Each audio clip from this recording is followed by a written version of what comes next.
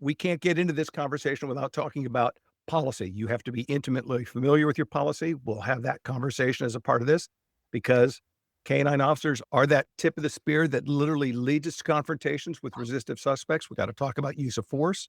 And there's the administrative piece that comes with this. Your role in oversight, making sure that people are doing the things they should do the way they should do them. And then we'll have to talk about the ethics of the position.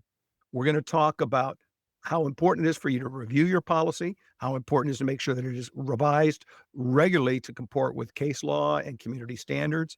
We got to make sure that you have a vehicle to implement it, a way to understand how that policy gets in and gets done.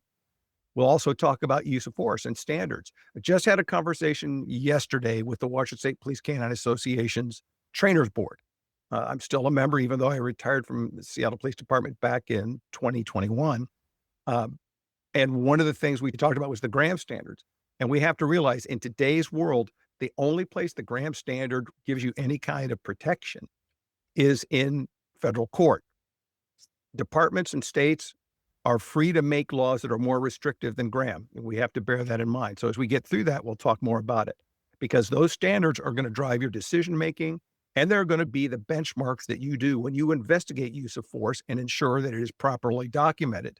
And you make sure that your chain of command understand these things when they do the reviews that should be a part of every use of force investigation. Now, administration of the K-9 unit is one of those things that a lot of people underestimate what's required. The first and foremost thing about that is you have to have absolutely trustworthy communication between all the members, up the chain, down the chain, and laterally within the group. And anytime there's a breach in communication trustworthiness, you got to get in there and fix it. We'll talk about how you select people and dogs to come into that unit. Once you've got those people and dogs in the unit, then you've got to make sure that you have oversight over them, that you are making sure that they understand their core competencies and that they are prepared to deliver the job in alignment with those core competencies. Then we'll talk about ongoing assessment, how important it is to constantly keep coming back and check on things. And personnel issues are a part of this.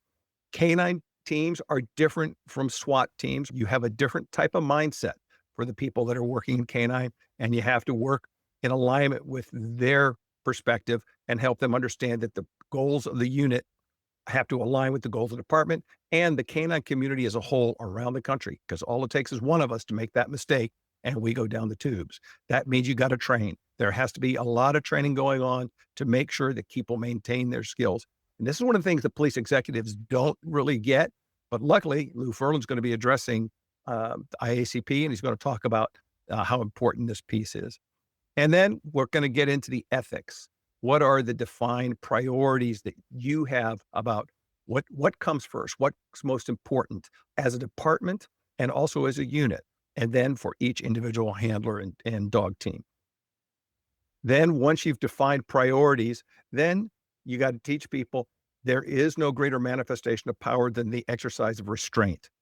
Of all manifestations of power, restraint impresses men most. That's a quote from Thucydides, and Colin Powell used to have it on his desk at all times. And in today's world, that amounts to de-escalation. If we figure out how to de-escalate in a way that really works for people and works for the officers and keeps them safe and keeps everybody else safe, everybody wins.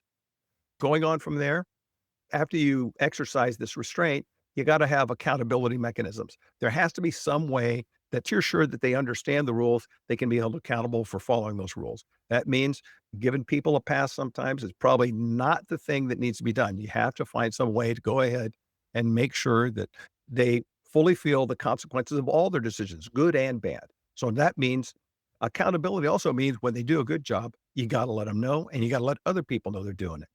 This is a part of the ongoing self-critical analysis that every unit should do, because one of the things that you have to do is align yourself with your department and the community you serve and make sure that you're doing the right things the right way as expected.